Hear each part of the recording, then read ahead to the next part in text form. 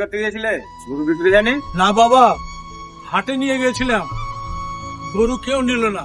বলে কিনা এই গরুর নাকি আধার কার্ড লাগবে। আচ্ছা বাবা বলো তো, আমরা আধার কার্ড কোথায় পাবো? তারপরে আমার গরু তো 5 বছরে নাকি 14 বছর বয়স হতে হবে। আমাদের বাড়িতে তো 14 বছরের গরু নাই রে বাবা। তাহলে তাহলে আমরা 14 বছরের গরু পাবো কোথায়? অথচ অনেক আশা নিয়ে এই আমরা গরুগুলো পুষি রে বাবা। এই গরুটা যদি আমি না বিক্রি করতে পারি, এই যে দেখুন এরকম গরু আমার 10খানা আছে। আর আমার কোনো ছেলে মেয়ে নাই, 2টো মেয়ে।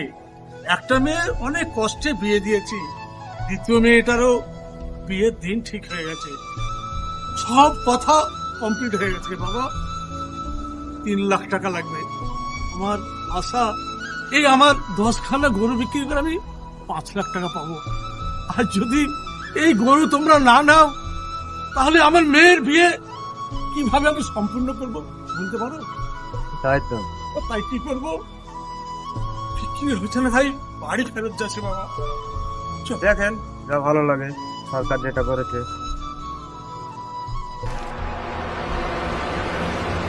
তোর কিচ্ছু হবে না বাবা, গরুটা বিক্রি করবো, বিক্রি করে তো চিকিৎসা করাবো।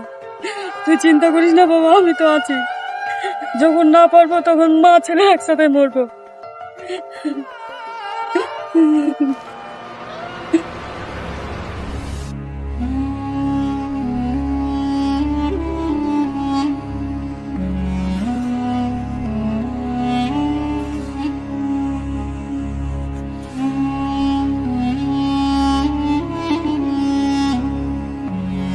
শোনো, খড় তো সব শেষ হয়ে গেল, এবার খাবে কি?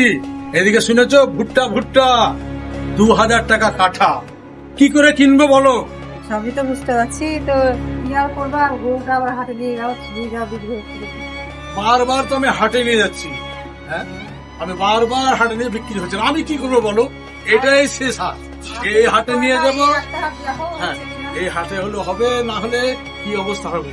এদিকে মেয়েকে পণ দেবো বলে দিয়েছো, মেয়ের টাকাইটা আমরা এখন কোথা থেকে জোগাড় করবো বলো? হ্যাঁ, কি করতে হবে? হয় শেষ পর্যন্ত আমাদের হয়তো সুসাইড করতে হবে, যা পরিস্থিতি। আর মান সম্মান আমার থাকলো, মেয়েটার দিকে তাকা যাচ্ছে না। মেয়েটাকে দেখেছো?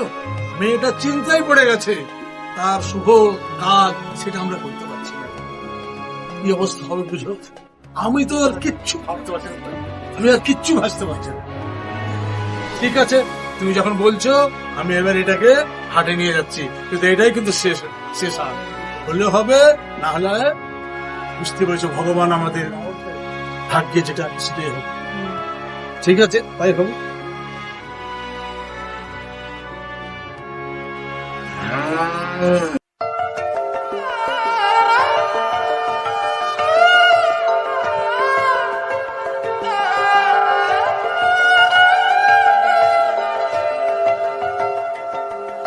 ও দাদা একটু শুনুন।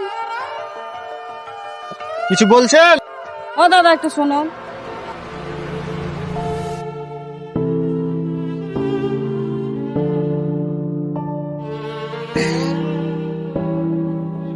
গরু বিক্রি হলো না?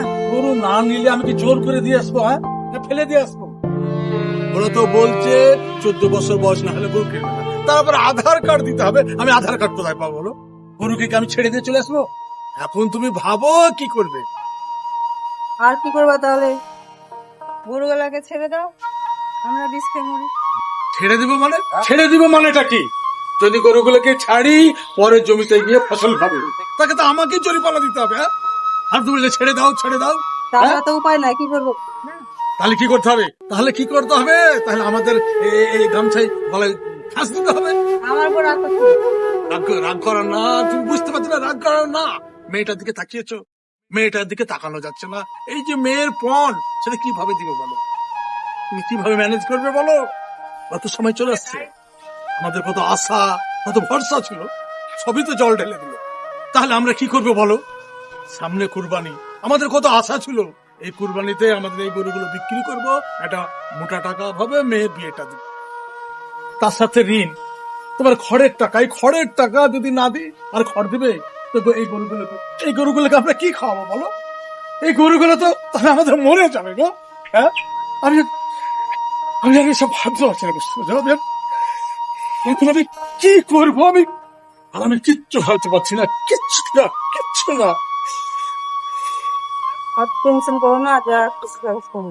কিচ্ছু হবে না, কিচ্ছু হবে না, কিচ্ছু হবে না।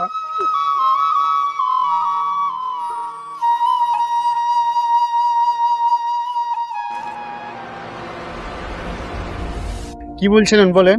বলছিলাম কি গরুটা আমি বিক্রি করতাম। না না, এবছর গরু কিনবো না। কেন, এবার কুরবানি দিবেন না? কোরবানি দিব, কিন্তু খাসি কোরবানি দিব।